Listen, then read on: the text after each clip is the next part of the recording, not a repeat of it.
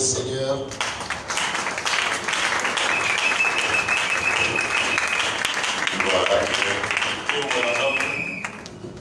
Alors que nous sommes debout, nous allons ouvrir nos Bibles dans l'Évangile selon Matthieu au chapitre 28.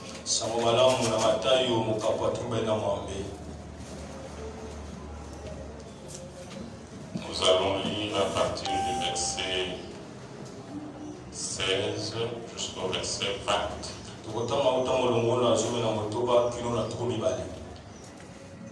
Que nous lisons au nom de Jésus.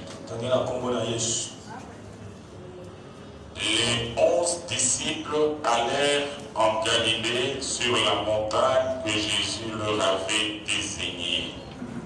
Quand ils le virent, ils se prosternèrent devant lui. Mais quelques-uns eurent des doutes.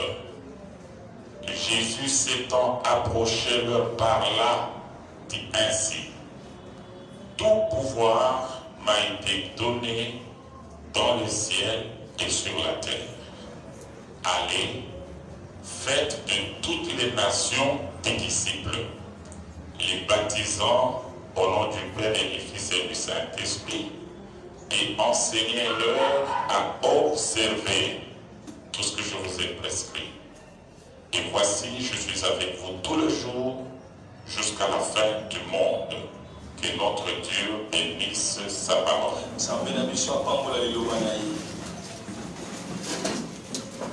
Seigneur Dieu, nous te disons un grand merci parce que tu nous as gardés, protégés tous durant toute la semaine.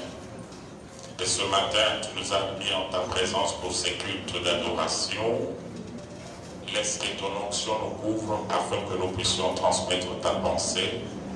Nous condamnons tout esprit qui ne parle de toi. Dans cette réunion, nous le repoussons loin d'ici, au nom de Jésus-Christ. Au nom de Jésus. Et jusqu'à la fin de ce service, manifeste-toi comme notre Dieu que nous sommes venus adorer. Nous te l'avons demandé avec foi, au nom de Jésus-Christ. Amen. Amen. Nous pouvons saluer la présence de notre Dieu dans notre corps.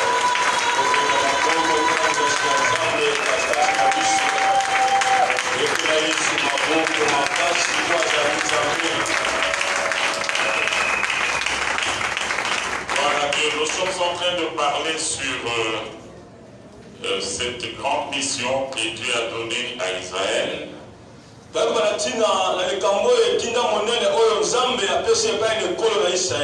C'est le sous-thème que nous avions tiré dans le grand thème qui est la Bible, les livres de la mission.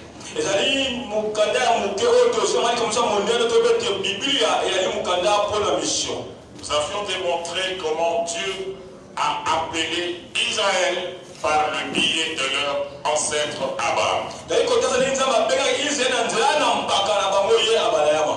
Il a fait avec lui une alliance. Et il lui a fait 5 grandes promesses. Et nous avions vu en détail ce que représentaient ces promesses. Beaucoup de siècles après, il va élever Moïse en Égypte. Il va l'appeler. Et c'est avec Moïse que l'Israël est devenu une nation. Et c'est pourquoi nous avions dit que Israël était un peuple modèle pour la mission. Dieu l'a choisi. Il a donné 3 raisons fondamentales. Le serment qu'il avait fait à Abraham, l'alliance et la miséricorde. Et il a confié des grandes missions à Israël. Premièrement, Israël devait être l'unique nation sur la terre qui devait adorer le vrai Dieu Yahweh.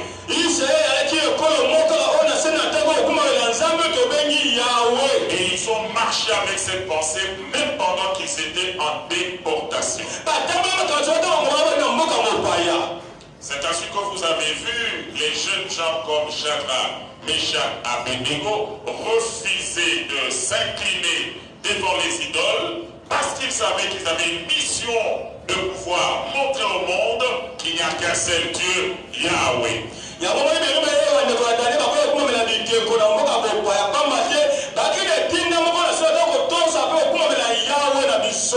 Le seul Dieu.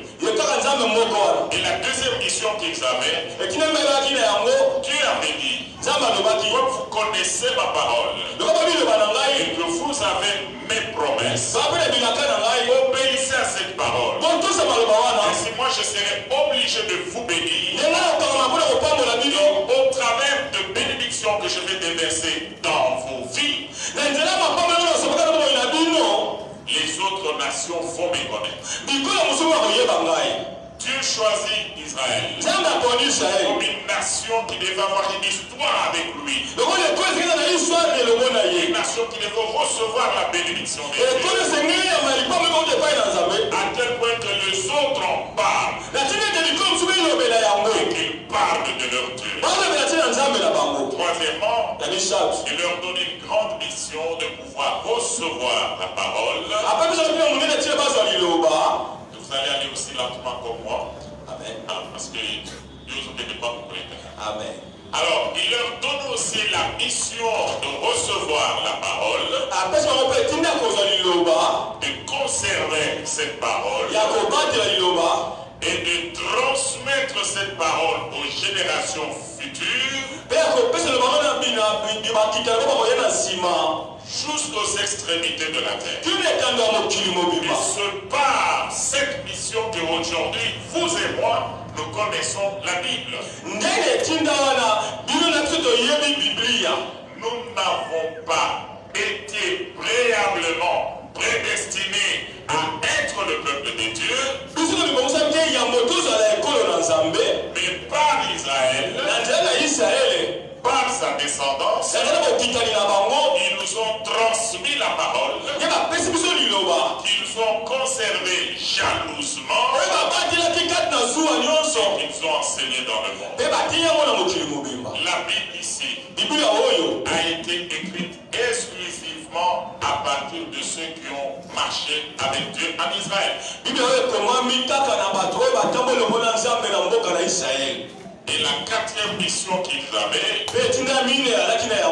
Israël devait être un canal humain par lequel Dieu devait passer pour nous donner le Messie.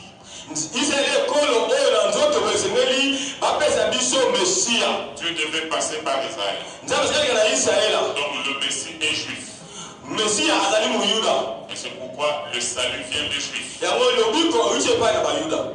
Amen. Amen. À partir du texte que nous venons de lire, nous ouvrons un autre sous-thème qui est la suite de ce que nous avons. L'Église et la mission. Israël est un peuple modèle. Nous aussi, nous sommes un peuple missionnaire en tant qu'Église. Mais pour bien faire ce travail, nous devons nous référer à ce que Israël a fait. Nous devons nous référer sur la manière dont ils ont marché. Et aujourd'hui, je vais faire une introduction. Dans cette introduction qui est très importante, je vais donner des éléments de base par rapport à ce message. Alors, je vais parler comme on parle aux universitaires. Parce que je considère que les choses que je vais dire, vous le connaissez déjà, mais dans ce message, je vais les mettre à leur place. Il y en aura beaucoup.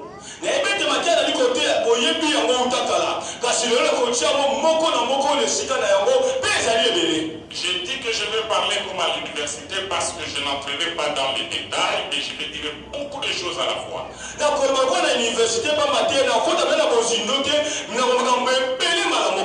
Avant de commencer,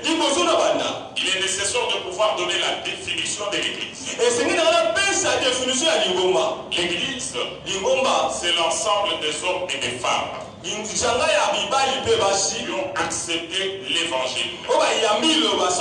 Ils sont sortis du monde. Ils sont hors du monde. Pourquoi? Pour se préparer afin de rencontrer le Seigneur. Donc quand on parle de l'église, on voit des hommes et des femmes qui sont sortis d'abord du monde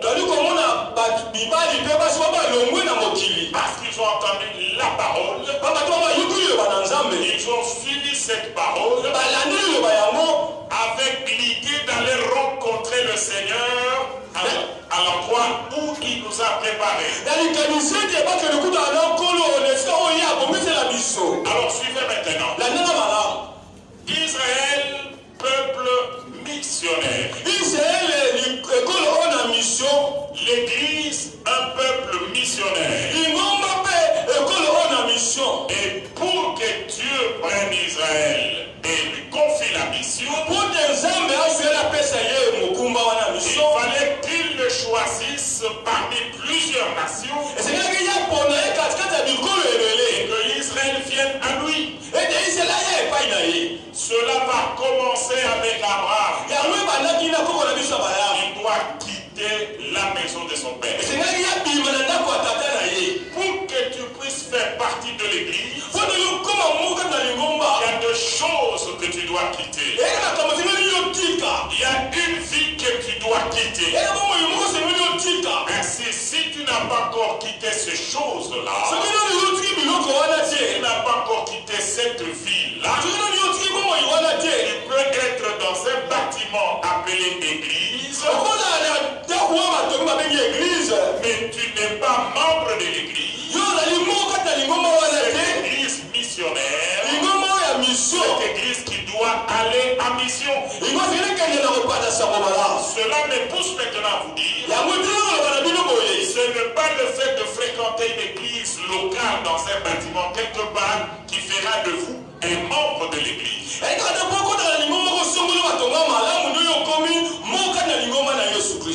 Il faut que toi-même, que tu aies entendu la parole de Dieu, et que cette parole t'ait poussé à sortir du monde. Et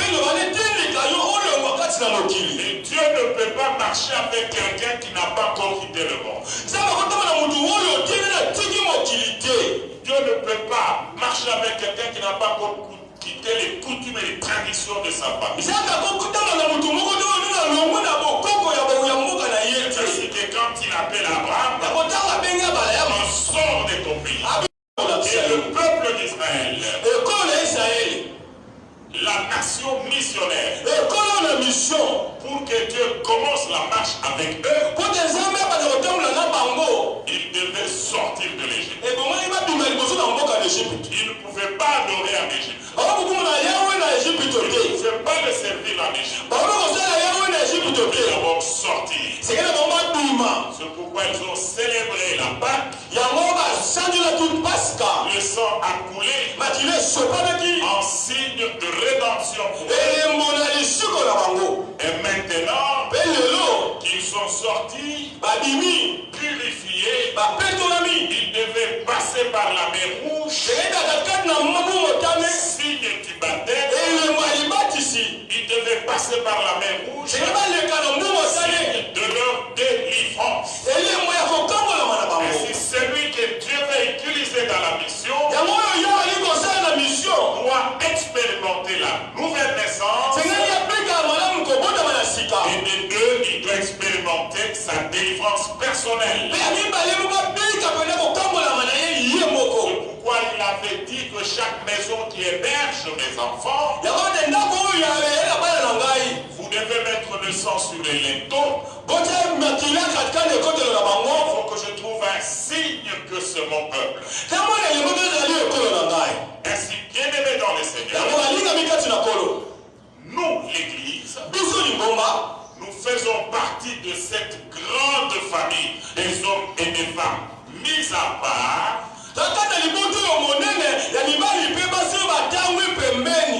sortis du monde par Dieu lui-même,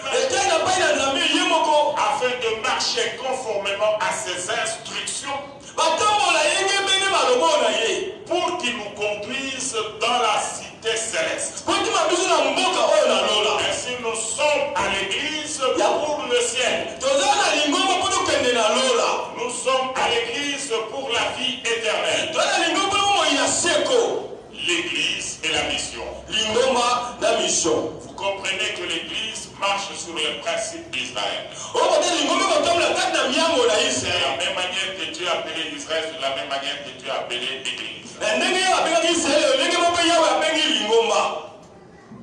Et ils ont été baptisés dans la mer et dans la nuée par Moïse.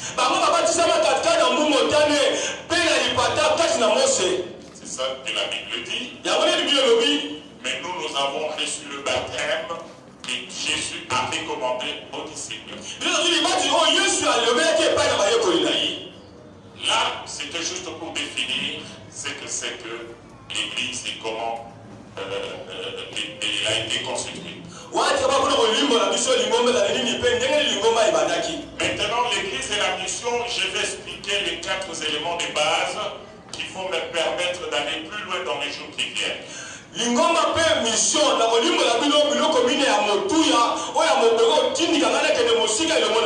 La première chose, je vais parler de la promesse de Jésus sur la création de son Église.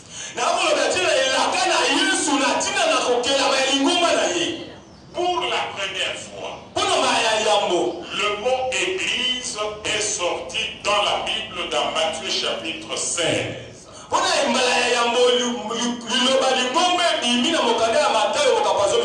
Comment cela est sorti? Jésus voyait que les gens étaient en train de le suivre. Même les disciples étaient là. Mais en tant que Dieu, il a réalisé que ces foules qui venaient ne comprenaient pas pourquoi il le suivait.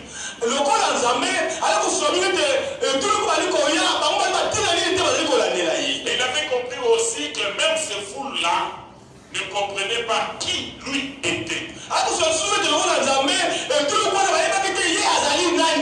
C'est ainsi qu'il va poser la question à ses disciples. Les foules-là qui me suivent, ils disent que je suis qui? Qui disent-ils que je suis? Dites-vous que je suis? Pierre prend la parole. Tu es le Christ, le Fils du Dieu vivant. Alors Jésus prendra la parole et dira à Pierre, ce que tu viens de déclarer là. Verset 17. Heureux Simon, fils de Jonas. Car ce ne sont pas la chair et le sang qui t'ont révélé cela. Mais c'est mon Père qui est dans les cieux. Je te dis que tu es Pierre. Et sur cette pierre, je bâtirai mon église. Et les portes du séjour des morts ne prévaudront point contre elle. Écoutez, il annonce qu'il va créer l'église. Il annonce qu'il va bâtir son église. Pendant que Jésus-Christ prêchait, l'église n'était pas encore née. Est-ce que vous suivez? Pendant qu'il prêchait, il était au premier jour prophétique. Il était en train d'accomplir la loi.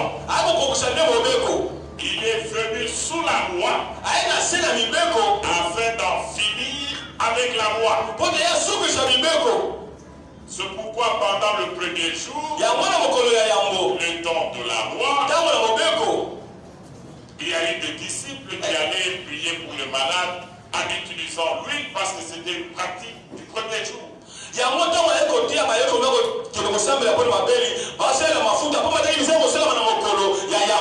En ce moment-là, le Saint-Esprit n'était pas encore descendu sur l'église et vivre sur la terre d'une manière permanente.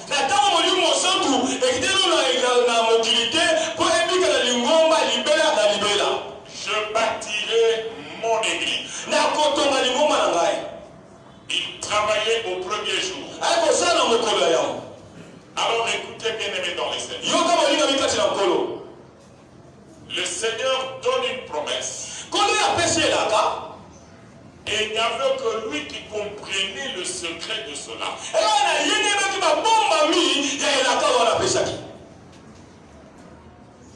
Cette famille qui devait prendre la relève de la famille d'Israël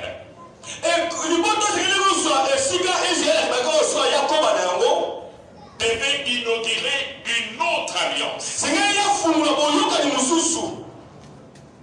La première reposait sur la loi. Mais la deuxième devait reposer sur Jésus qui devait amener la grâce.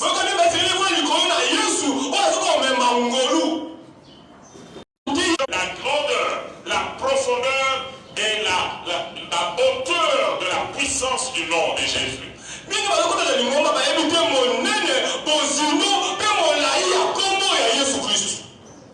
C'est ainsi que Paul explique aux Éphésiens. Il dit que nous, l'Église, nous sommes fondés sur les enseignements des prophètes et des apôtres. Et ces enseignements ont pour fondement Jésus-Christ. En d'autres termes, il voulait dire l'Ancien Testament a parlé de Jésus, mais voilé sous la loi. Tandis que le Nouveau Testament, c'est le dévoilement de la personne de Jésus. C'est ce que je voudrais vous expliquer. Dieu appelle Abraham, lui fait 5 promesses. La dernière promesse dit: toutes les nations de la terre seront bénies en toi. En d'autres termes, tu vois toutes les promesses que je t'ai faites ici, elles ne vont pas se limiter seulement à ton peuple. Ça va se répandre sur toute la terre. Tous les humains vont jouir de ces promesses. Ni les prophètes ne comprenaient pas, ni les anges ne comprenaient pas.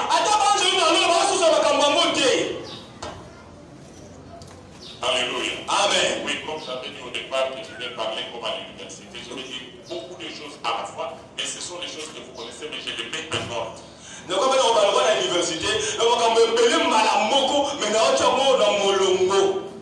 Alors, quand il disait que toutes les nations de la terre seront bénies en toi, entre-temps, il dit: j'ai été envoyé seulement pour les brebis égarées d'Israël. Alors nous sommes en Afrique, on n'est pas juifs. Nous on est aux États-Unis, on n'est pas juifs. Nous sommes les Arabes, on n'est pas juifs. Nous sommes des Indiens, on n'est pas juifs. Comment nous allons hériter aussi toutes ces promesses d'Abraham?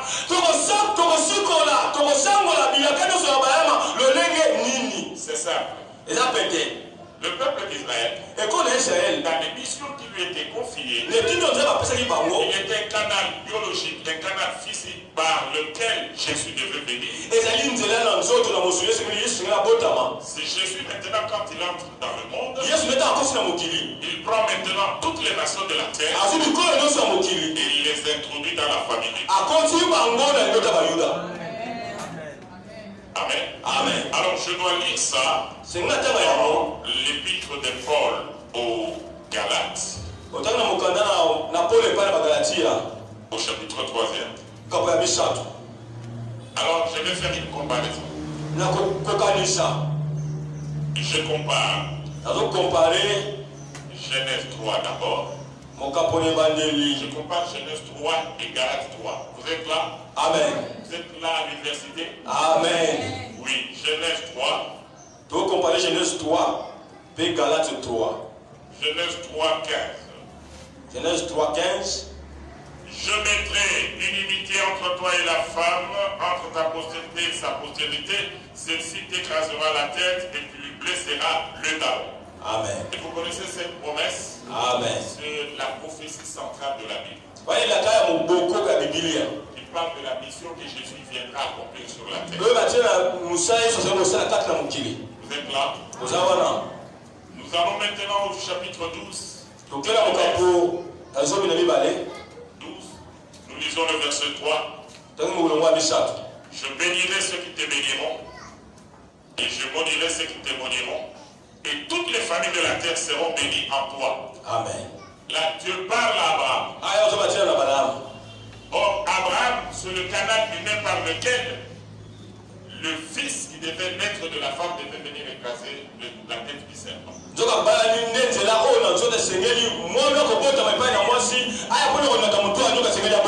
Maintenant, nous allons dans Galates chapitre 3. Là, c'est l'accomplissement de Genèse 3. Nous lisons 13 à 14. Christ nous a rachetés de la malédiction de la loi, étant devenu malédiction pour nous. Car il est écrit: maudit est quiconque qui est pendu au bois. À cause du péché entré dans le monde, la malédiction est tombée sur les humains. Et dans les pratiques à ce moment-là en Israël, quand quelqu'un est condamné et est maudit, on doit le pendre au bois. On doit le crucifier. Et Jésus a accepté, il est devenu malédiction pour nous. Il est monté sur la croix. Pourquoi il est monté sur la croix? Il est monté sur la croix afin que la bénédiction d'Abraham eût pour les païens que nous sommes son accomplissement en Jésus-Christ.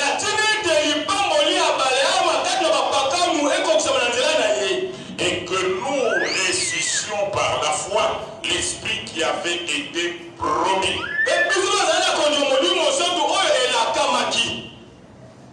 Voilà. Dieu promet à Abraham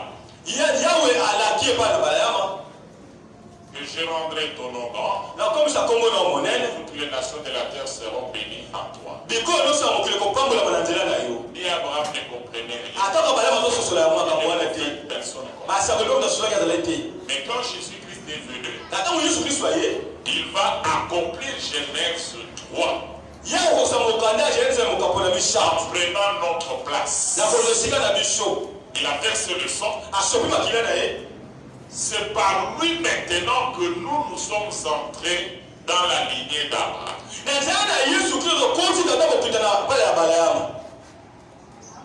Nous devenons les fils légitimes d'Abraham, c'est-à-dire ceux qui doivent avoir part à l'accomplissement de toutes les promesses.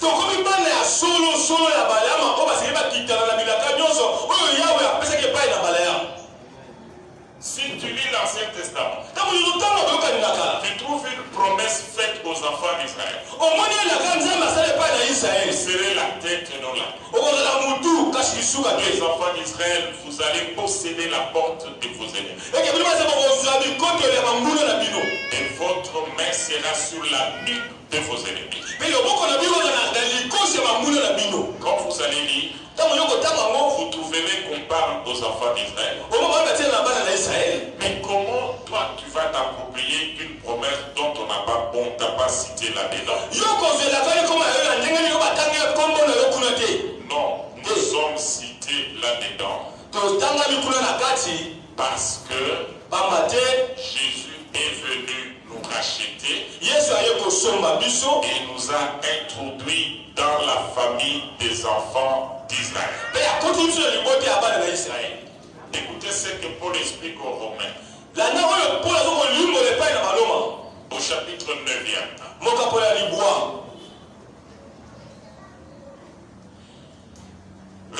Vous pouvez commencer au premier verset, mais c'est très long. Et je vais sauter. Tout ce qui est au début là, c'est ce qui va se justifier dans ce que je vais lire maintenant.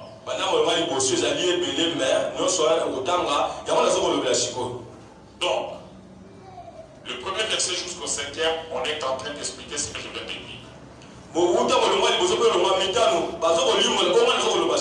promesses qui sont dans la Bible ne nous concernent pas, ça concerne Israël. Les patriarches, c'est pour eux.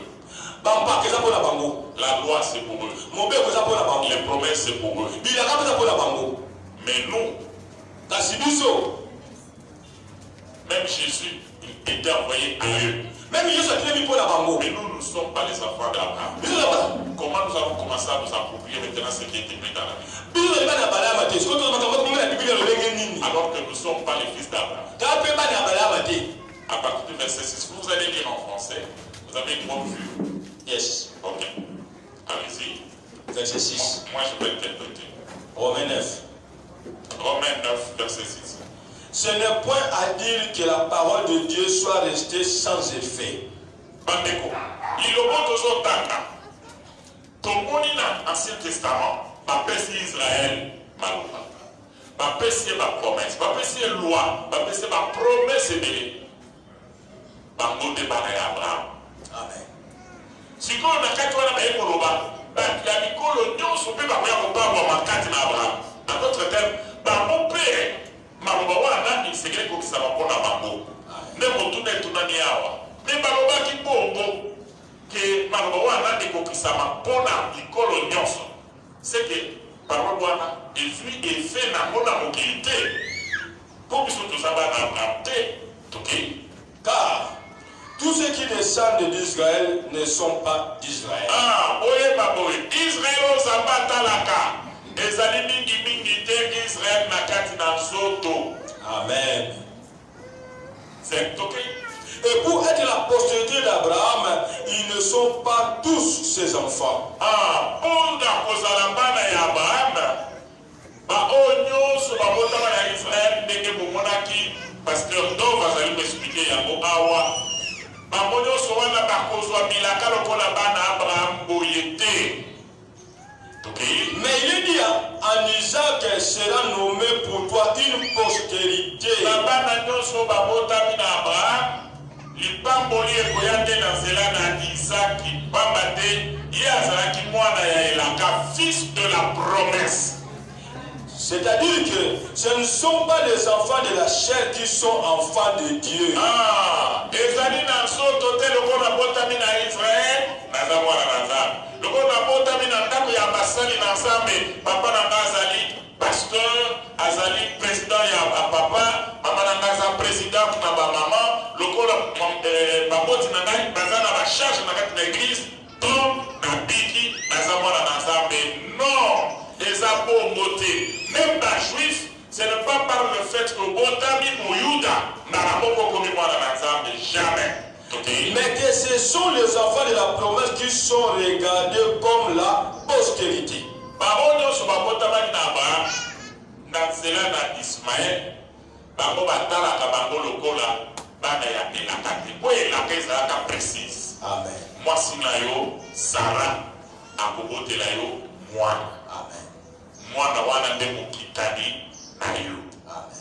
La promesse était faite sur Isaac. Toki. Voici en effet la parole de la promesse. Sala elaka ndenge ezalaki. Je reviens à cette même période. Et Sarah aura un fils. Et de plus, il en fit ainsi de Rebecca qui conçut du seul Isaac notre père.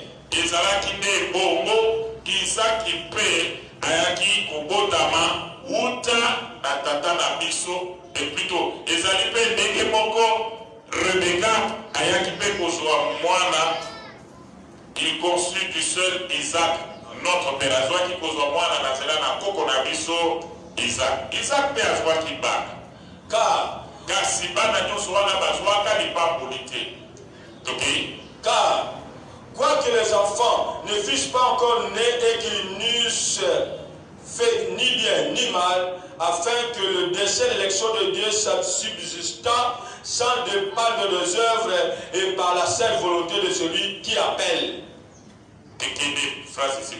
Il lui fit dire à Rebecca, l'aîné sera sujeté au plus jeune, selon qu'il est écrit, j'ai aimé Jacob et j'ai haï Esau. Ah, Nzambe ye moko nde aponaki na bana mibale bauti na Isaac babotami lokola mapasa oyo abimi liboso oyo abimi ya suka oyo abimi liboso nécessairement semblaki azwa lipamboli po azala mokitani ya tata na ye comme héritier mais azwaki yango te po Nzambe oyo amonaka likambo avant esalema amonaki ke motema ya Isaü ezalaki abalobi yango na lopoto un profane, quelqu'un qui a négligé les choses spirituelles yango wana lipamboli ekendaki epai ya Jacob. Elingi koloba balingami bana na Nzambe ke mpo na Nzambe azotala te ke lokolo botami na nzoto boye nde okomi mwana na Nzambe mpo botamaki na Israel mpo botami na ndako ya bakristo esengeli mutu na mutu individuellement akutana na Nzambe abokola motema. Amen.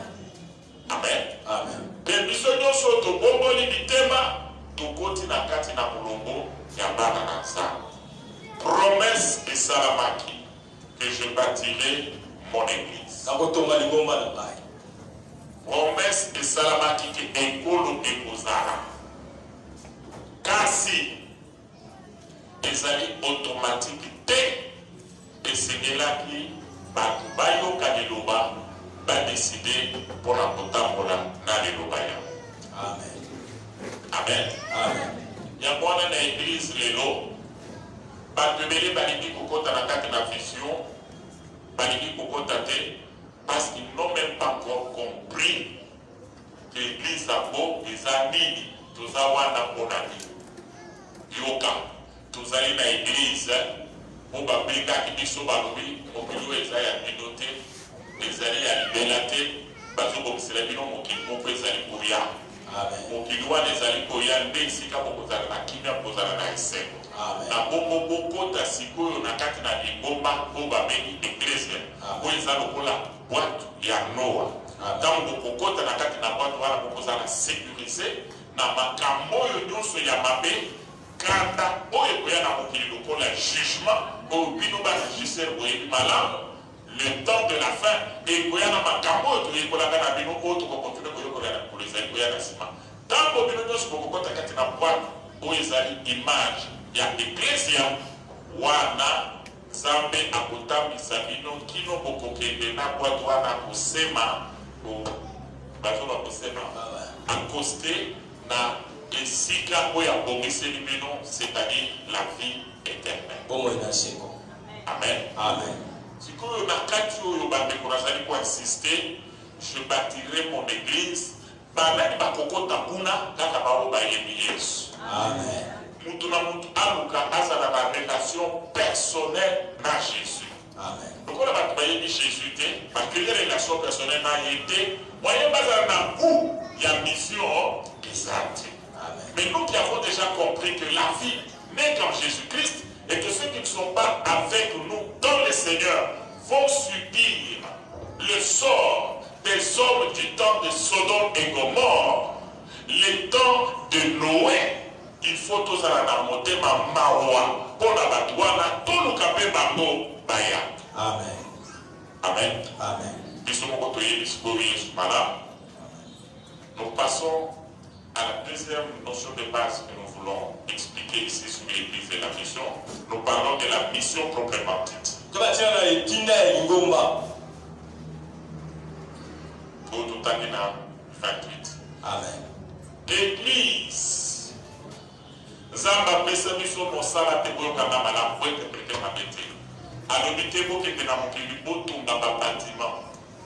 Alobite bo kende na mokili bo sala ba école. Alobite bo kende na mokili bo sala ba hôpitaux. Alobite ke bo kende na mokili bo sala ba ONG ya bana kosunda ba. Alobi allez faites de toutes les nations les disciples. Première activité ya église. Ezali kote ya bapaga mubaya bakongola mote. Amen. Amen. Amen. Une église qui n'évangélise pas, pas dans la vision de Dieu, même si vous la trouverez riche construit des beaux bâtiments, ce ne sont pas les beaux bâtiments que nous avons présentés à Dieu, mais sur la qualité des âmes que nous avons gagnées qui fera notre richesse dans le royaume des cieux.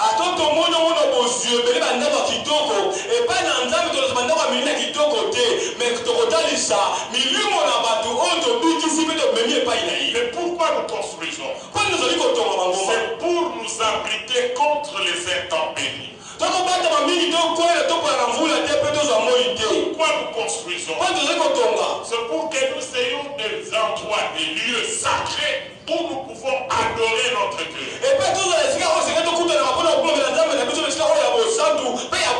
Parce que nous ne pouvons pas prier sur la rue.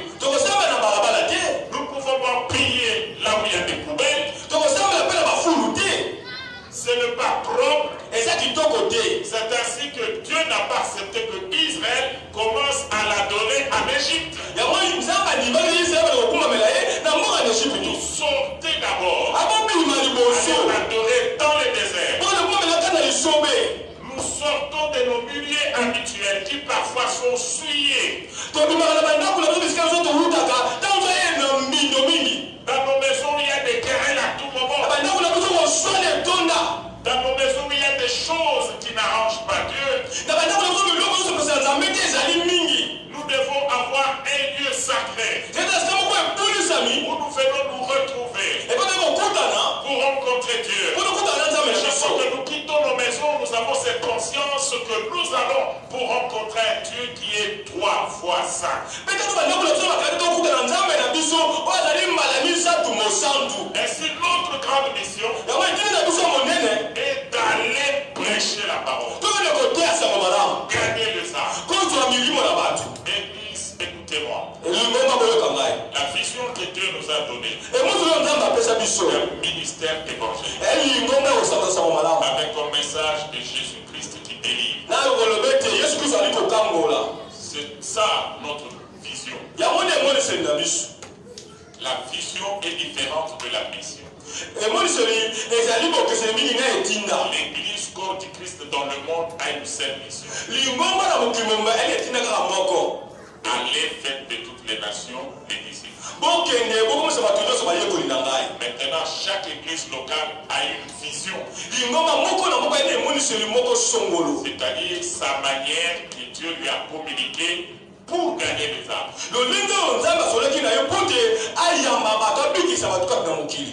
Dieu parle avec ses ministres de plusieurs manières. Il y en a qui, quand Dieu lui a appelé, il lui dit avec la capacité que tu as créé des cellules de prière et d'études bibliques dans des milieux universitaires. Que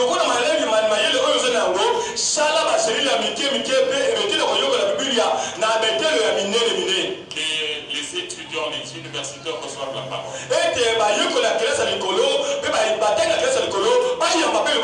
C'est comme ça que cet homme de Dieu là qui a reçu cette mission a créé le campus pour Christ. Il a introduit l'étude biblique dans les universités. Il a réussi à gagner les âmes. C'est ainsi que quand vous allez là-bas, on vous dit que le campus pour Christ n'est pas une église. Donc il a utilisé la vision qu'il a reçue pour gagner les âmes. Dieu lui avait dit de travailler avec les églises locales. Il lui a montré les techniques, les méthodes à utiliser pour gagner les âmes. Dieu lui a inspiré sur le film de Jésus dans des milieux réguliers. Et nous aussi, nous avons utilisé cette méthode. Nous avons travaillé avec le film de Jésus sur le plateau de Batéké. Campus pour Christ nous a aidés. Je les avais invités ici, ils ont formé des pasteurs du plateau de Batéké. Et nous avaient formé nous tous ici comme gagneurs d'âmes. Ils m'avaient donné des appareils qui sont en panne, qui sont au bureau là-bas, pour évangéliser. Donc chaque local a sa vision, il maîtrise ses méthodes pour accomplir la grande mission et gagner les âmes pour Christ. Je bénis les seigneurs. Au début de l'année, j'ai fait la réunion avec le comité de la jeunesse. Ils m'ont expliqué leur vision pour l'année. J'ai approuvé leur vision. Et je les ai soutenus. Et voilà ce que nous allons faire avec l'aide du Seigneur. Nous allons acheter le matériel de sonorisation. En plus, nous allons chercher le moyen pour avoir des tricots qui vont porter la mention Jésus-Christ Père et l'Église Jésus-Christ le Rédempteur.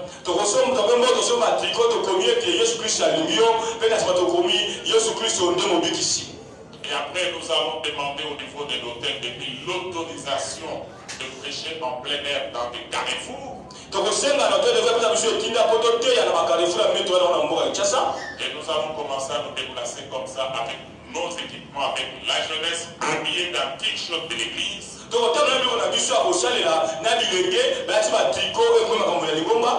Nous arrivons dans un coin, mettons la musique, on chante, quand les gens s'approchent, et après, un jeune que nous préparons pour la journée prend la parole, il présente Jésus. Et après, il passe à la démonstration de la puissance de Dieu. Priez pour les malades. On prier pour ceux qui ont des problèmes. Et on les donne l'invitation pour venir agir. Voyons que ça va donner du fruit. Parce que c'est ça la mission de l'Église. Et comme nous sommes dans l'année où il faut manifester notre foi par les œuvres, je crois que nous aurons les instruments. Je crois que nous aurons l'argent pour avoir des tricots. L'onction est déjà là. La parole est déjà là. Et nous allons travailler dans la mission. Si vous êtes d'accord, acclamons les Seigneurs.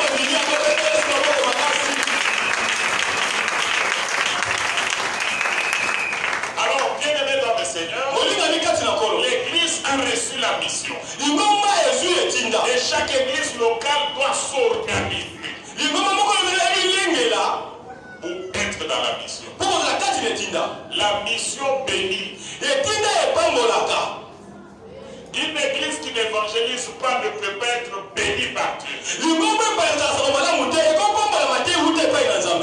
Écoutez, dans l'alliance de JCR avec Dieu, dans l'alliance que moi je signe avec Dieu, il y a l'évangélisation. Et il m'a dit, j'ai entendu clairement, rester dans cette vision, fidèle, comme tu l'es juste aujourd'hui, je m'occuperai de toi juste dans le moindre détail. Et je n'ai cessé de le répéter à mes collaborateurs. J'ai vu la bénédiction. J'ai vu Dieu agir. Et chaque fois que nous allons dans l'évangélisation, dans les voyages missionnaires, on est content. Parce que dans l'évangélisation, c'est la souffrance. C'est le sacrifice. Aller prêcher au plateau de Batéké, ce n'est pas la gloire. Vous allez prêcher dans un temple où les murs sont en terre, où il n'y a pas de pavement, dans un village où il y a 100 ou 120 cases, où les gens sont extrêmement pauvres. Vous avez l'amour pour les arts. Vous allez là-bas, prêcher la parole, et que ces gens sont sauvés. Les yeux de l'Éternel sont sur vous. Alléluia. Amen. Alors, comme nous sommes là, Église, Dieu nous a envoyés tous en mission. Allez, faites de toutes les nations mes disciples. Enseignez-leur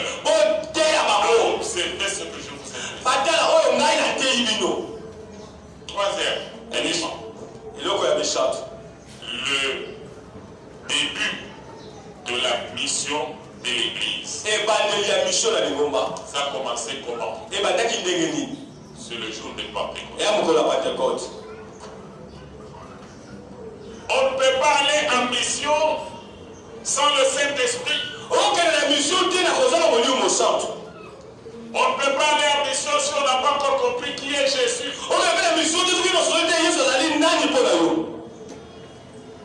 Et ici, j'ouvre une parenthèse très importante.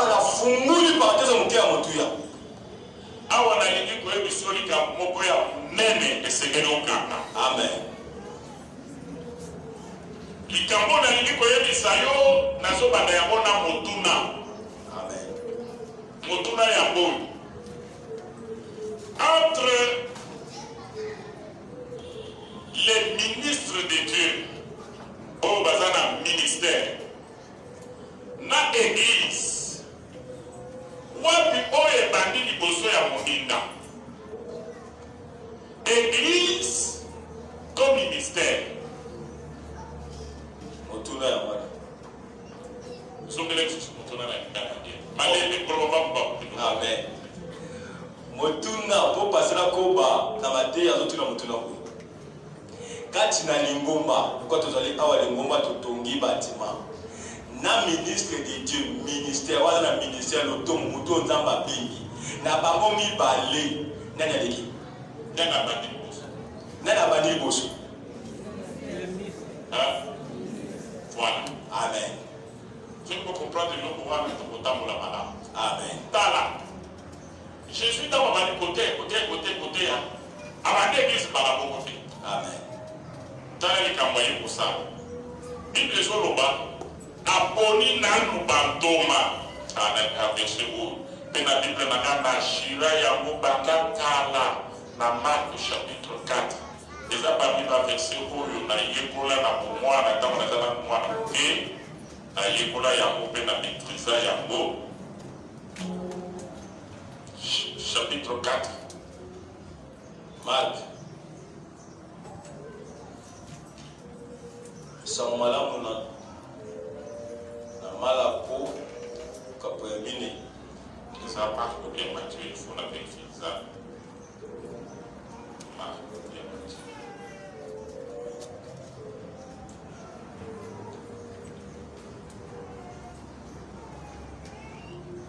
Verset Kiminga.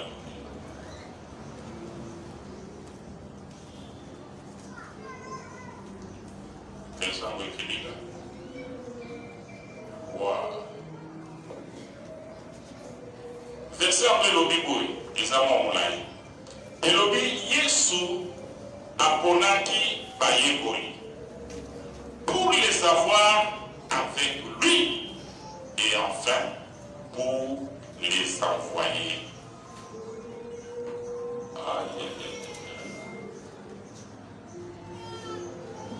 Ça des fois sur la gagne de trouver version wana. Parce que l'ensemble est bon le version wana. Faut l'entendre. Alors écoutez, Yoka, pendant 3 ans, Moula Bichat, Jésus a choisi les gens. Yesu azopola pona watu. Ils étaient 70, 70. 70 disciples. Il a marché avec eux. Dans des brousses, dans des déserts. Il a opéré les miracles. Ils ont vu.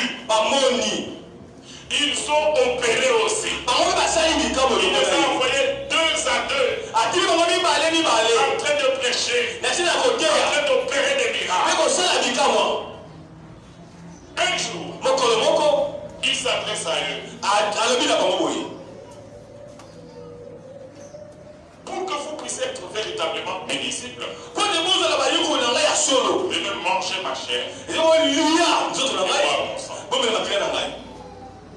Les gens là étaient très indignés. Ils ont refusé de croire. Et ils l'ont abandonné. Il est resté avec un petit groupe de 12 personnes sur le 70. Alors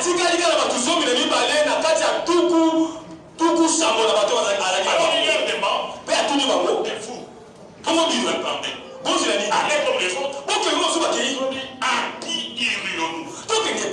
C'est toi qui as les paroles de la vie. Nous, on ne peut pas aller ailleurs. Nous, on s'accroche à toi. Bien-aimé dans le Seigneur, il a pris les hommes qui n'avaient pas de forme. Il a commencé à les former. Il a commencé à les briser. Ne croyez pas qu'ils ont tout compris le même jour. Ce que vous avez la question, Pierre. Amen. Pour la c'est bon, moi, parce que dans la toute ma logique, d'accord, comme la débrouille, moi, à quoi qu'elle débrouille, à quel moment la personne a les boulons, mon combo.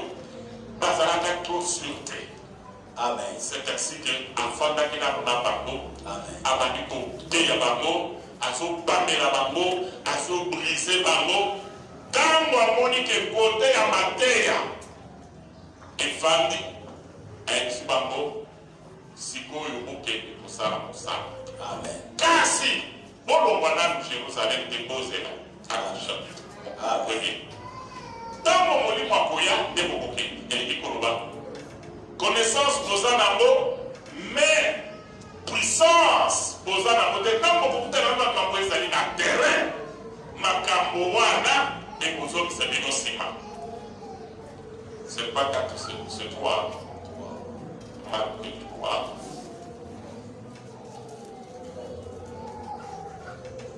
Voilà. Marc 3. Il monta ensuite à partir de 13 jusqu'à 15. Il monta ensuite dans la barque. Ensuite sur la montagne, il appela ceux qu'il voulut et ils vinrent au bout de lui. Il en établit 12. Pour les avoir avec lui et pour les envoyer prêcher avec la puissance de chasser les démons. Amen. Amen. Donc, nous devons que la mission que ça est la puissance, il y a pour chasser les démons. Oui, ça m'a dit, il y a changé Finanga. Amen. L'autre, le Zamba, le Minayo, c'est tellement. Pour que nous tenions ça, il y a beaucoup d'apprendre sur la bouilla. Pour que les mots passent à la Amen. Alléluia. Amen. Il y a pas de moni. Avant d'avoir un bango, allez qui s'est dans bango na maya mutani. Pour que ate ya bango, alors que la biloko ya Barcelone ya lukuta basoka na Égypte, makambo wana nyonso elega, pe bakota na désert, bakota na difficulté, ba affronter banyoka, bakona puissance ya Nzambe pour bazala sûr que Nzambe toza kotambola na ye. Azali Nzambe ya papa te. Amen. Amen. Amen. Yango wana nalingi koloba boye mission oyo réussir eloko ya liboso Nzambe aza nango bosengesa bantu. Amen. Amen. Bantu wana ezali oyo aza nsima na yo te. Bantu wana ezali oyo azali liboso na yo te. Bantu wana ezali yo. Amen. Alléluia. Amen. Amen. Yamuna lingi koloba boye. Ndenge boza boye. Soki o comprendre eloko que l'église peut salema, il faut battre bazar. Ba âme, pour bazar la sauver, il faut battre bazar. Mais batouana ezanga, ezayo. Musala zabe kofete koko zonga simati. Amen. Musala zabe zonga simati pona ni po battu bazo kanisa ke ba o ba ko sala bazaba fulani na bapakala. Non. C'est nous tous en tant que disciples, il faut tout aimer, tout est samomala. Amen. Mais si que samomala vous êtes côté yama, na poligondo so yama âme, la puissance pour chasser les démons des alliés. Amen. Amen. Amen. Maintenant j'explique la notion de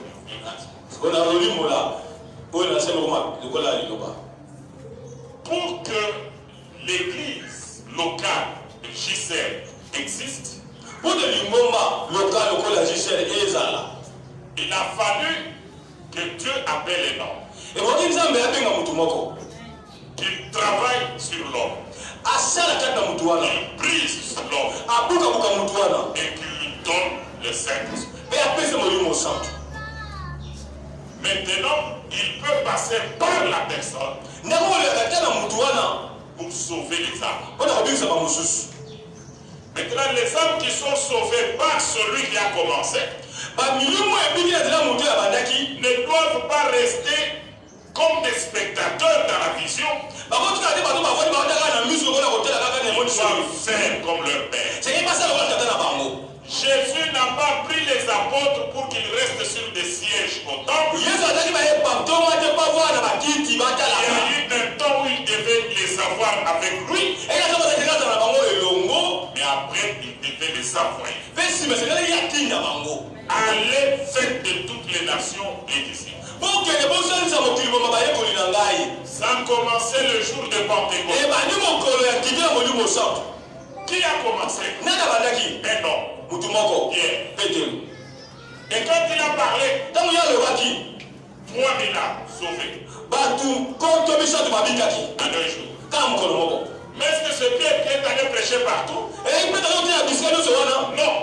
Ceux qui ont entendu sont allés prêcher ailleurs.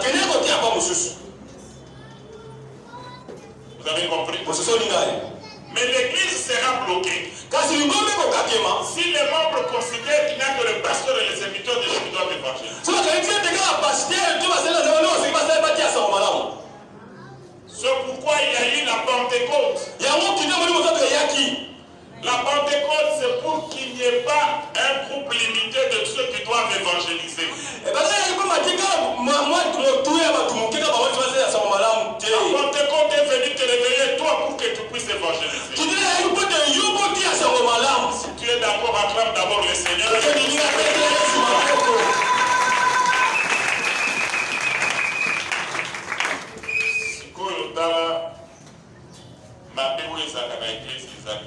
Au moins dans l'église, Mongo, bazali fait pour appuyer sa Mongo, au baso Mabunda, au baso Bagida, mais passer na bangwaza na pantalon Mongo, passer na bangwaza pour la Makolo, passer na bangwaza pour présenter la carte na batute bengaza pour se présenter.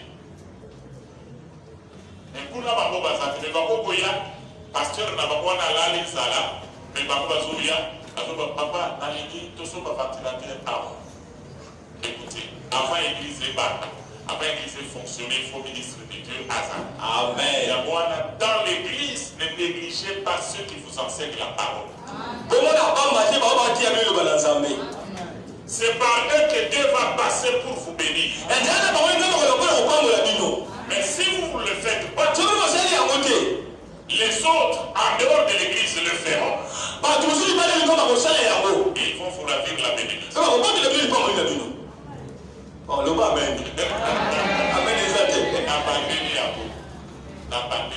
Amen. Ce qui pose à la bassali n'ensemble na kati na bino. Bassali ensemble na jise na teya bako na kabisa bako bakuki kotambola te ke baba lokendo koseka biloko epa bandeli. Jamais ils le feront. Amen. Amen. Mais puis non. Il faut considérer comme ça la bazo sala na kati na bino. Amen. Pour considérer comme ça la wana au pambola bango librement sans contrainte. Amen. Pambate ko sala yango c'est contribuer à la mission. Amen. Bantoma ne ba oyo bazwaki koute pai na Nzambe boye ya kombo na Yesu ezali kobikisa ya kombo na Yesu ezali kopesa lobiko baye nango balakisi bato bato bayambi bapambwani. Amen. Siko bato wana ntango bapambwani bazomema baofrande na église bazomema bandimi na église pour soutenir bato bazosala mosala na Nzambe po bakontinue kosala yango. Amen. Amen. Amen. Yango wana mbongo na bino nde esalaka que nous avons 9 églises sur le plateau de Bakeke. Amen. Et le mois de février basala Nzambe bazozongela. Et ça demande beaucoup d'argent. Amen. Jusque-là, un sacrifice. Mais au moment où on a privilégié peut-être tous ont construit, mais on va souffrir dans la Nazaba. Jour où on a même dit, Maman Tina Kuna, qui n'a pas pu na Boutou, na pasteur Dov, on est encore avec qui? La délégation qui m'avait conduit, qui avait conduit le pays. C'est Tolvin. Oui. D'abord, mon y a tout le papa. Mais si tu as un missionnaire, awa. Si vous avez vous comprendre ça là. Vous comprendre ça là, vous avez ça là. Amen. Alors, si vous ne soutenez pas la mission, vous bloquez la bénédiction de Dieu dans l'église. Amen. Pourquoi vous ne dites pas Amen? Amen. La mission, ce n'est pas l'intérêt du pasteur Richard. C'est ça l'intérêt de Dieu. C'est ça l'accomplissement de la grande prophétie de la Bible. Amen. Il y a des gens qui vivent dans l'ignorance, mais qui peuvent recevoir la lumière que par la voie de l'évangélisation.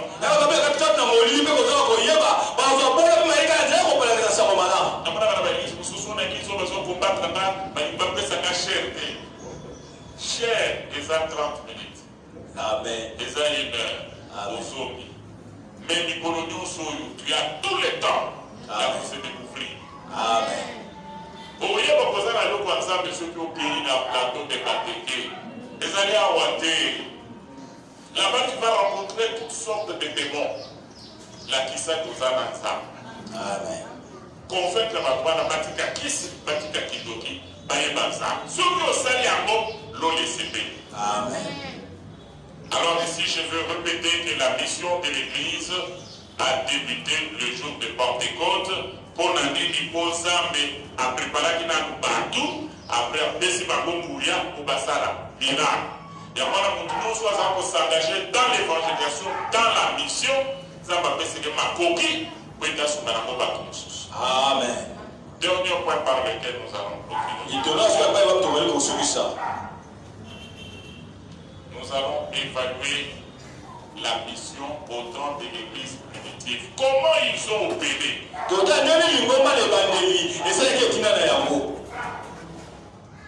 Là, j'énumère les principes. Et les hommes de Dieu au cours de la semaine vont vous expliquer. Amen. Alors, bien aimé dans le Seigneur, la mission a commencé le jour de Pentecôte. Les gens ont été sauvés, ont été gagnés. Maintenant, l'Église a continué dans la mission en posant les actes du jour au jour. Ils ont manifesté leur foi du jour au jour. 5 œuvres importantes ont manifesté la foi dans la mission. Amen. Vous êtes là? Amen. J'énumère avec un petit commentaire de serviteurs de Dieu pour revenir. Amen. L'église est bandit comment? Première œuvre au Bassali. L'église était un centre d'évangélisation. Il présentait Christ. Centre d'évangélisation. JCS doit être un centre d'évangélisation. JCS, nous devons être quoi? Un centre d'évangélisation. Acclame le Seigneur. Et ce que je dis là, je le tire du livre des Actes des Apôtres. Le jour de Pentecôte.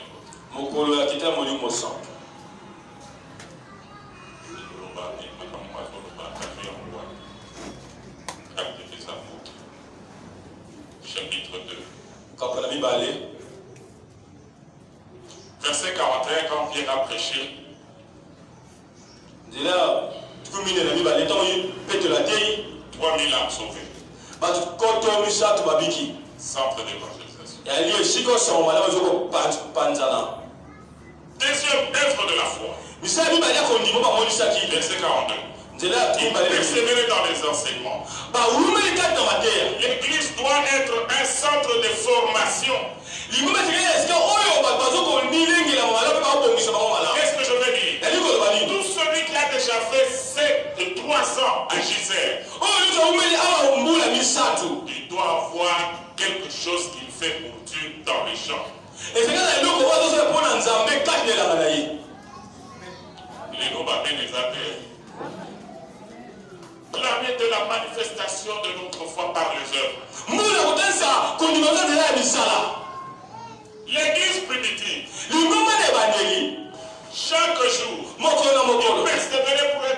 instruit, pour être enseigné. Il persévérait dans les enseignements.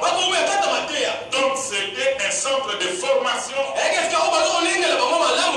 L'église ne peut pas grandir avec des actions, démonstrations, miracles. L'église grandit avec des enseignements parce que les enseignements vont donner le fondement.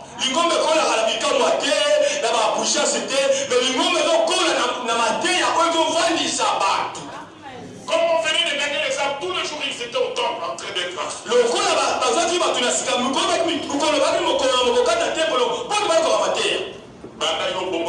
Ça fait déjà plus de 3 ans. Ah, on agissait au Salah. Nini. C'est ça qu'on posait à comment on a bénéficié au besoin, il y a papa, il y a formé, il y a comme intercesseur, il y a comme prédicateur, il y a comme posé à pousser dans l'ensemble. Il faut doter les mamans à pousser dans l'ensemble. Amen. Je sais, c'est une école. Je sais, c'est école. Tu sais, c'est quoi? Une école. Une école. Surtout l'assemblée mère ici. Où vous m'entendez souvent. Quelqu'un qui m'a écouté pendant 3 ans et qui ne s'est pas mis debout pour servir Dieu, il doit se poser des questions s'il est déjà convaincu.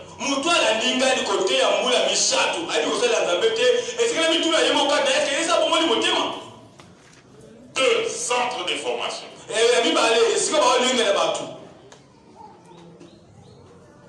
Il persévérait dans les enseignements des apôtres et vers la fin, dans les prières. JC doit être un centre de prière.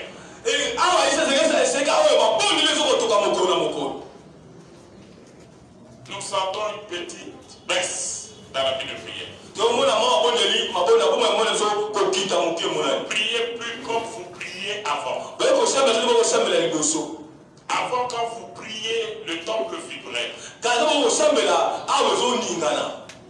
Il y avait des manifestations de dons dans l'église, pas chez les serviteurs de Dieu, mais parmi les fidèles. Il y avait des gens qui recevaient des visions correctes qui s'accomplissaient. Il y avait beaucoup de témoignages à l'église. Les gens qui ont eu du travail. Les gens qui se sont mariés. Les gens qui ont acheté des parcelles. Les gens qui ont acheté des véhicules. Les gens qui ont terminé les études. Les gens qui ont connu des promotions au travail. Il y avait ce cas de prière.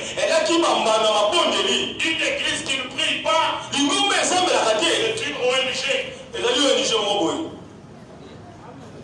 C'est pourquoi vous vous rappelez, nous avions eu des temps de prière ici où on venait, on ne mettait pas de chaise, tout le monde amenait sa main et on se couchait là par terre, on priait, on gemait.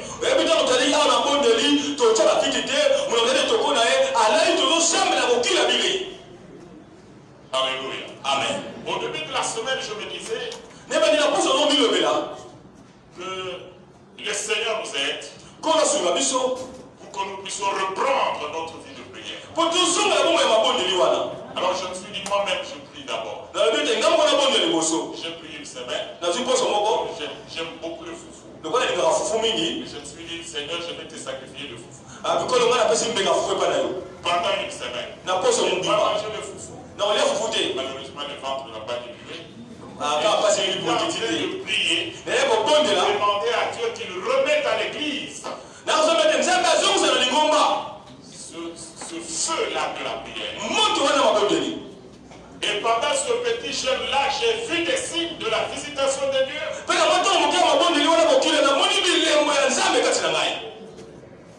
Quelqu'un m'appelle de l'étranger et me dit, j'ai vu le temple, il faut que j'envoie aussi quelques sacs de ciment. Et il a envoyé. Pendant que je jeûnais, que je priais pour vous. Et là, le Seigneur fait tout simplement me montrer que j'aime la prière. Celui qui prie est capable de tout. Avec la prière, tu vas briser les portes. Tu vas avoir la bénédiction. Avec la prière, tu vas briser le chêne. Empêche de vivre ce que Dieu t'a fait. Avec la prière, Dieu va t'imposer là où les gens ne veulent pas que tu arrives. Avec la prière, le ciel va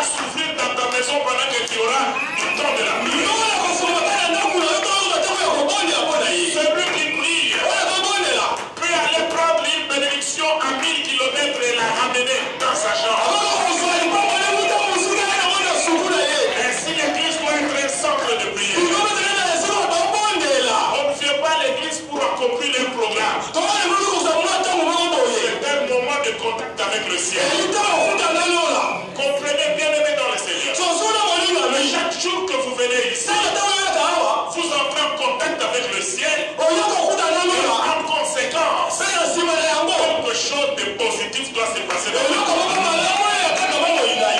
Ne venez pas par routine. Chacun comprenne. Plus Moïse passait du temps dans la présence de Dieu, plus la gloire de Dieu se voyait sur son visage. Quand tu passes du temps dans la présence de Dieu, la gloire.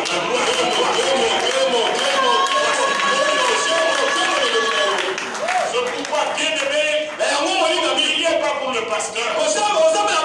Et la prière vous ouvre les portes. La prière vous impose. La prière vous connecte. La prière vous ouvre le ciel. Et quand le ciel vous est favorable, vous êtes béni. Et la Bible dit, celui que Dieu a béni, il est béni pour toujours. 4. Non. Nous sommes en train d'évaluer la mission de l'église primitive. Amen. Nous sommes au 4e point. Amen. Nous avons dit que c'était un centre d'évangélisation, de 2, un centre d'enseignement, un centre de formation, là où il y a les enseignements, de 3, centre de prière, de 4, nous allons revenir au 5e, au verset 42, mais nous sautons d'abord, nous allons au verset 43. Un centre de miracles, verset 43. La crainte s'emparait de chacun et il se faisait beaucoup de prodiges et de miracles par les apôtres. Dans l'église, on parle de témoignages tous les jours. Dans l'église, il y a des miracles tous les jours. Vous ne venez pas pour regarder le temple. Vous venez pour rencontrer Dieu. Et en revanche, après avoir prié, chaque jour, il faut qu'il y ait des témoignages. Chaque jour, il faut qu'il y ait des miracles. Et si les miracles sèchent dans l'église, c'est que Dieu n'est plus à sa place dans cette église-là.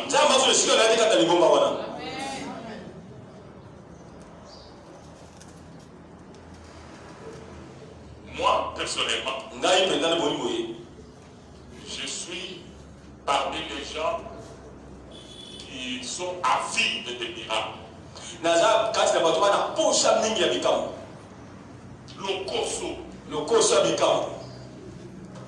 Le koso ya miracle.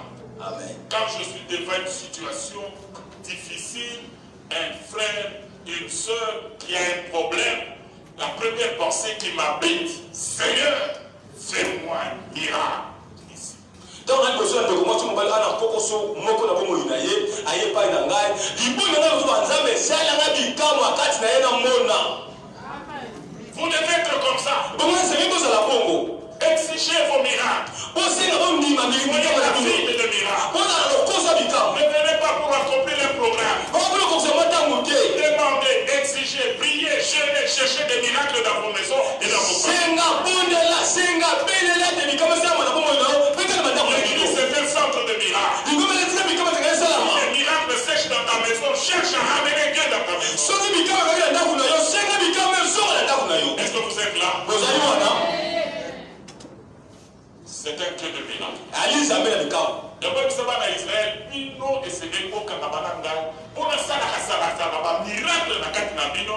Na tilete bato tangu bazomona bakamwa kangana sambana za kotambola na bino. Amen. Siko bino bozopesa zambe za kusala miracle te. Bato bakomona ndenge nini pe masolo nini boya kobetela bana na bino ya nzambo ya bino. Amen. Mais soko fatisi bana na yo zoyebisa bamomoni ngai oyo nazalaka boye natambola na nzambe na bumula motema natika boye natika boye tala makambo nzambe asalela ha mpe bana na yo mpe bazomona makambo nzambe na yo azosala bakokanga na nzambe. Amen. Luka miracle senga miracle droit na yo. Amen. Ntango ya miracle nani esila. Alléluia. Amen. L'église Ingomba doit être un centre de miracles.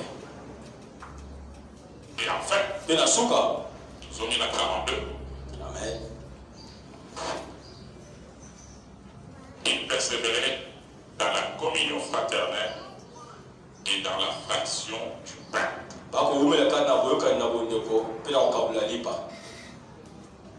L'église est une famille. La communion fraternelle. Ça veut dire quoi? Quand mon frère est en difficulté, ça devient mon problème. Il faut que je prie pour lui. Amen. Mais dans l'église, comment le entreprise et libéraux, capitaliste, chacun pour soi.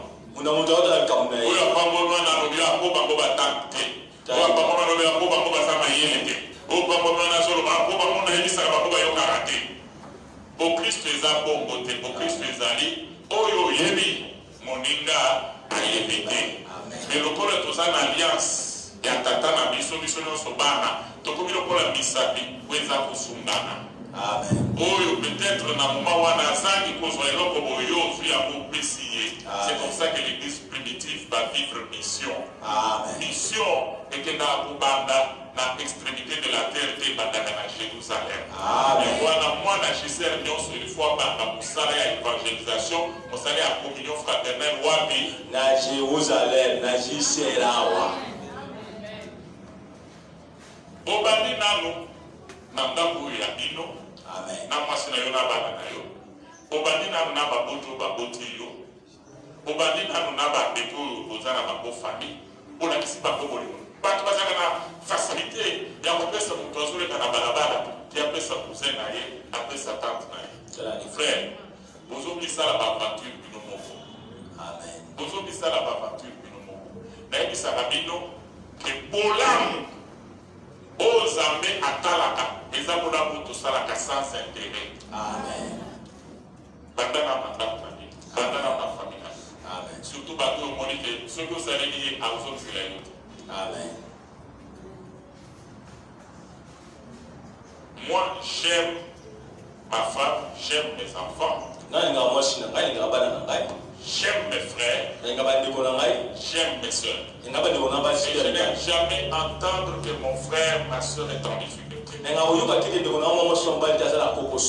prie, je jeûne.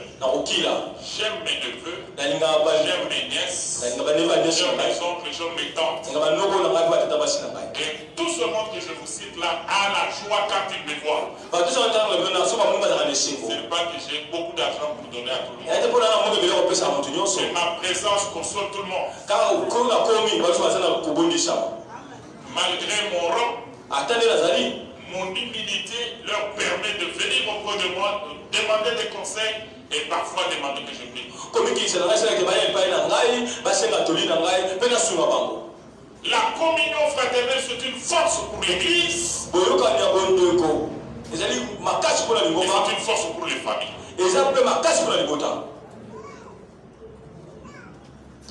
Au courant de la semaine, je reçois les coups de fil de mon père.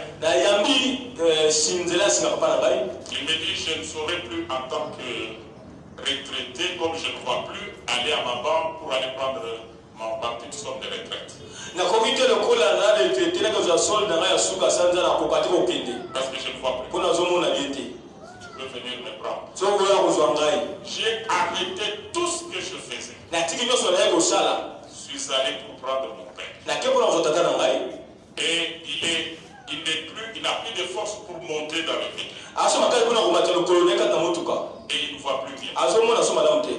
J'étais fier d'aller le prendre. Je l'ai aidé. Alors je suis arrivé avec lui. Quand il voulait monter dans le véhicule, j'ai pris le pantalon. J'ai dit, mais le pantalon, il dit, je ne sais même pas voir ce qu'il y a de poussière. J'étais obligé de le soutenir et de le mettre dans mon véhicule. Et maman, la même chose. Et je les ai amenés à leur banque. Ils ont signé les documents avec une de mes soeurs pour que cela s'occupe d'eux. Maintenant, quand je devais les ramener, ils me disent merci beaucoup, tu as abandonné ce que tu faisais. Papa ne dit pas ça, je risque de pleurer. Parce que ce que je suis, c'est fou.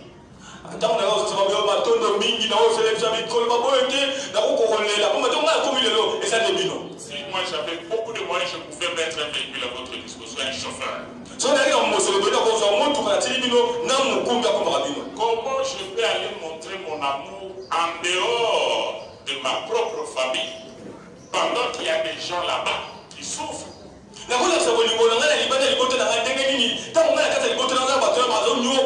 Et surtout que ceux de ma famille sont aussi des chrétiens. Ça, c'est la force de l'Église. Chacun de vous dans sa famille doit vivre ce qu'il vit à l'Église. La communion fraternelle. Est-ce que vous êtes là? Amen. Ceux qui parlent en bon moyen, faites tout accompagner. Et moi, votre père spirituel, je le fais régulièrement. Et là où ils sont, le véhicule n'arrive pas, je laisse le véhicule très loin, je marche à pied jusque là. Quand j'arrive, j'habille mon riz. Et souvent, ce sont les coups de fil qui arrêtent mon séjour là-bas.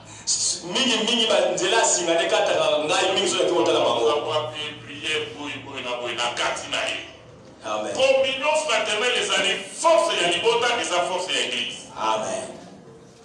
Amen. Amen. Mon inda zobela, et comme sujet de prière, Nabino, Nyos. Mon inda zami Boussala, et comme sujet de prière, Yabino, Nyos. Pas seulement que vous savez le bon aïe, mais vous appelez pour sounaye pour la Kourouka, ici, quand vous avez engagé pour une qualification au Mémi. Amen.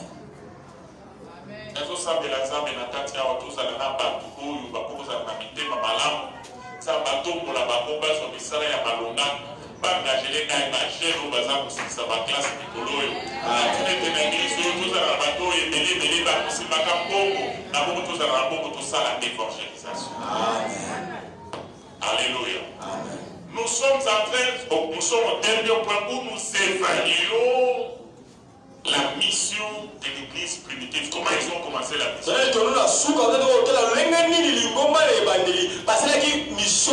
Ils se sont organisés comme un centre d'évangélisme, comme un centre de formation, comme un centre de prière, comme un centre de miracle, comme une famille dans la communion. Si nous faisons ainsi, nous serons dans la volonté de Dieu et nous verrons la gloire de Dieu. Et cette gloire ne va pas s'arrêter avec nous. Ça va continuer même sur nos générations. Tout passera. Et la parole de Dieu ne passera. Et Dieu bénisse sa parole.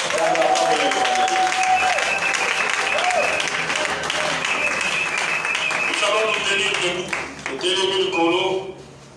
Nous allons prier, nous allons demander le Saint-Esprit. Seigneur, nous voulons que tu fasses de nous une église missionnaire. Et nous savons que l'église missionnaire a commencé le jour de Pentecôte. Remplis-nous. Touche-nous. Et ton esprit révolutionne notre vie. Nous sommes posés à cause de la mission, nous sommes posés à côté de la puissance et à côté de la mission. Amen. Donc, vous êtes bien les attaques. Allez-y.